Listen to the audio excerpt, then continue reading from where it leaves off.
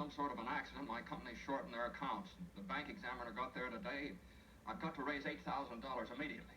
Oh, that's what the reporters wanted to talk to you about. The reporters? Yes, they called me up from your building and loan. Oh, there's a man over there from the DA's office, too, who's looking for you.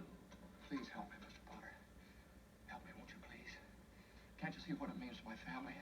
I'll pay any sort of a bonus on the loan, any interest. If you still want the building and loan, George, could it possibly be there's a slight discrepancy in the books? No, sir, there's nothing wrong with the books. I've just misplaced $8,000. I can't find it anywhere. You misplaced $8,000? Yes, sir. Have you notified the police? No, sir, I didn't want the publicity. Harry's homecoming tomorrow. Yeah, I'm going to believe that one. What have you been doing, George? Playing the market with the company's money? No, sir, I haven't. Oh, is it a woman, then? You know, it's all over town that you've been giving money to Violet Bick. What?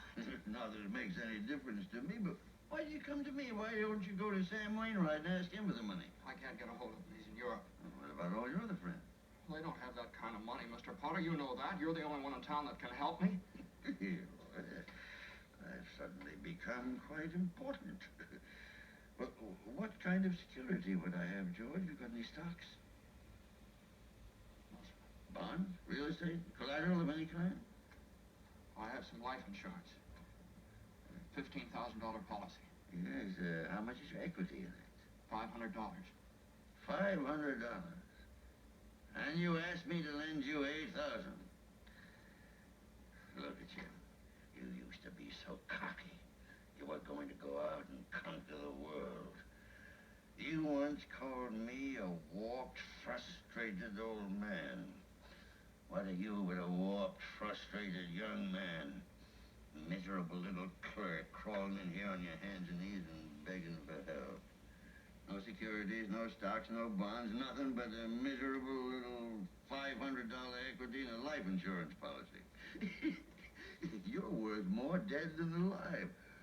Why don't you go to the riffraff you love so much and ask them to let you have $8,000? You know why?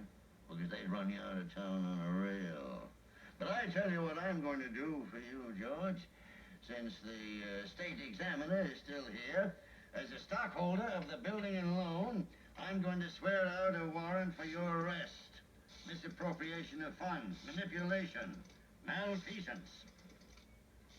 All right, George, go ahead. Go. You can't hide in a little town like this.